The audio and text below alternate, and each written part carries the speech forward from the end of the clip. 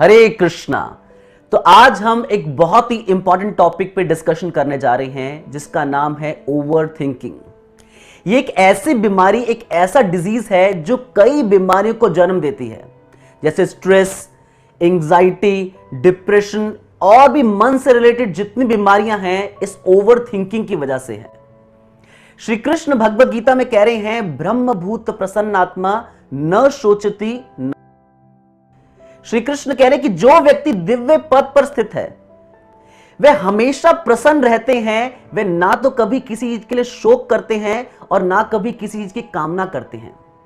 और आजकल present scenario में हम देख रहे हैं कि स्पेसिफिकली यंगस्टर्स, वैसे तो पूरा संसार ही, लेकिन स्पेसिफिकली यंगस्टर्स इस बीमारी से जूझ रहे हैं। वे अपने पास्ट को लेकर लेमेंट करते रहते हैं, रोते रहते हैं। अपने फ्यूचर को लेकर हैंकरिंग करते रहते हैं कि भविष्य में मैं ये करूंगा, लेकिन अपने प्रेजेंट को स्पॉइल कर देते हैं, खराब कर देते हैं। तो ये जो बीमारी है ओवर थिंकिंग की, इसके कारण क्या, व्यक्ति अपने सही निर्णय सही समय पर नहीं ले पाता। जो कार्य दरअसल उसे करने चाहिए उससे छोड़कर अन्य कई कार्यों में वे लगा रहता है। ओवर थिंकिंग के कारण व्यक्ति भूतकाल के लिए शोक करता है, भविष्य के लिए कामना करता रहता है और वर्तमान में खुश नहीं होता। फॉर एग्जाम्पल, जैसे बच्चे एग्जाम्स देके आते हैं ना, तो एग्जाम देके आके घर पर टैली करते हैं बुक्स में से। अगर कोई बच्चा बहुत अच्छा एग्जाम देके आया और बहुत खुश घर पर आया कि आज मेरा जो परीक्षा है बहुत अच्छी गई, एग्जाम बहुत अच्छा गया, घर पे आया और सारे क्वेश्चंस उसने टैली करने शुरू किए, पर जैसे क्वेश्चंस टैली कर रहा था उसने क्या देखा कि क्वेश्चन नंबर 14 जो उसे बहुत अच्छे से आता था, जिसमें बहुत मेहनत उसने की थी, वो समहाउ क्वेश्चन स्किप हो गया।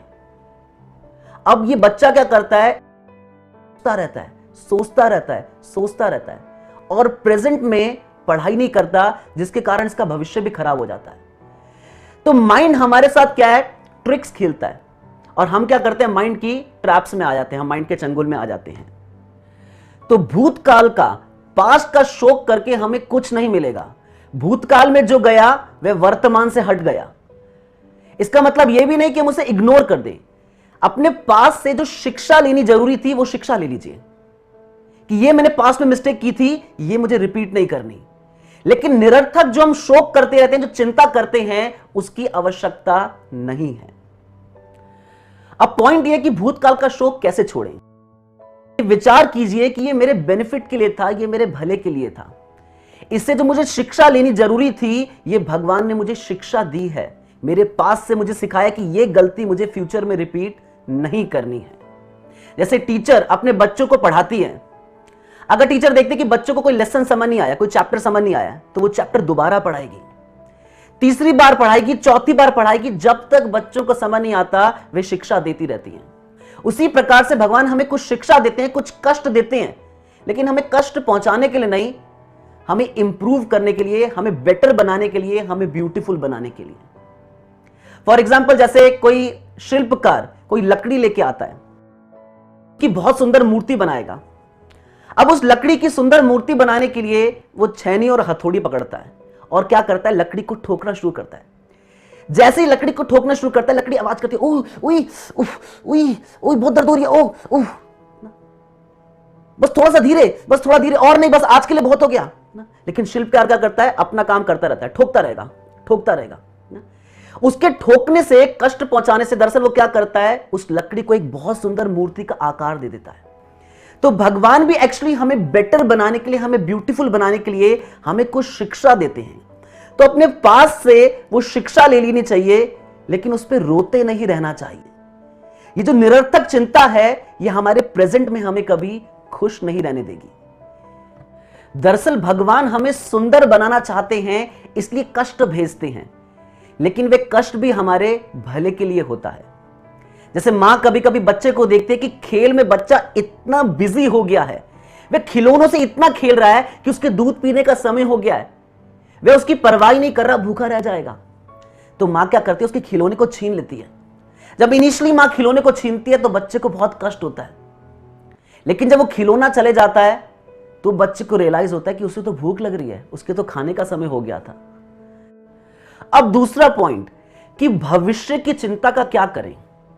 कई लोग हमने देखा है जो भविष्य की चिंता को लेकर रोते रहते हैं कि भविष्य में मेरे साथ क्या होगा, कैसे होगा, कौन करेगा, कई प्रकार के प्रश्न आते हैं और माइंड उनको घुमाता रहता है और वे हमेशा दुखी रहते हैं। तो इस भविष्य की चिंता का क्या करें हम? एक बार की बात है कि एक न्यूली मैरिड कपल, एक नवविवाहित जोड़ा घूमने के लिए जाते हैं और एक जहाज के ऊपर सफर कर रहे होते हैं। जिस समय सफर कर रहे होते हैं तो समुद्र में बहुत तेज तूफान आ जाता है। सभी लोग बहुत घबरा रहे होते हैं।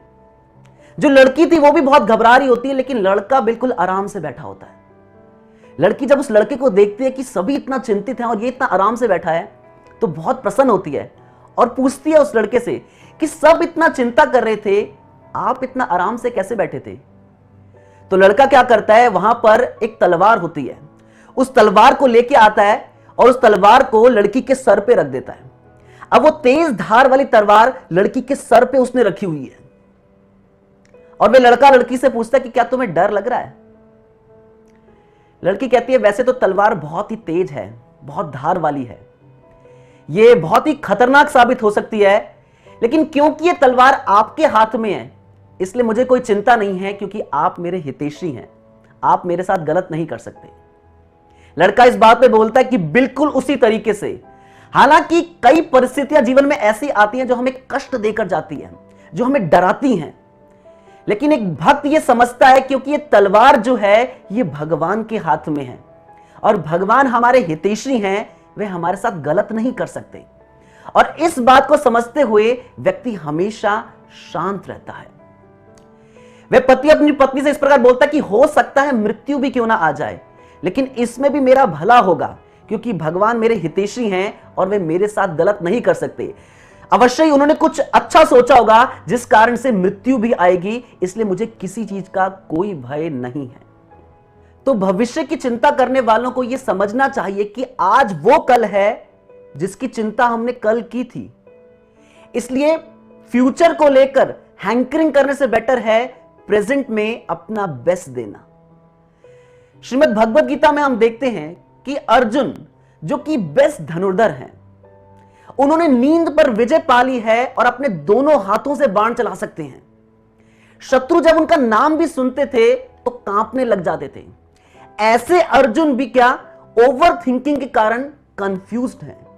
और श्रीमद् भगवद गीता की शुरुआत में दूसरे अध्याय में अर्जुन श्री कृष्ण से कह रहे हैं, हम ये भी नहीं जानते कि क्या श्रेष्ठ हैं, उनको जीतना या उनके द्वारा जीते जाना। तो देखिए ये जो प्रॉब्लम थी, अर्जुन ने इस ओवर थिंकिंग का सॉल्यूशन क्या निकाला? अर्जुन ने क्या किया कि कृष्ण को सरेंडर किया।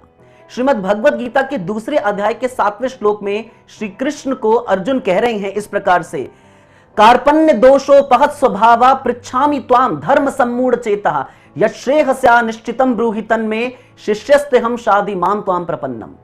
अर्जुन इस प्रकार से कह रहे हैं श्री कृष्ण को, अब मैं अपनी कृपण दुर्बलता के कारण अपना कर्तव्य भूल गया हूं और सारा धैर्य खो चुका हूं।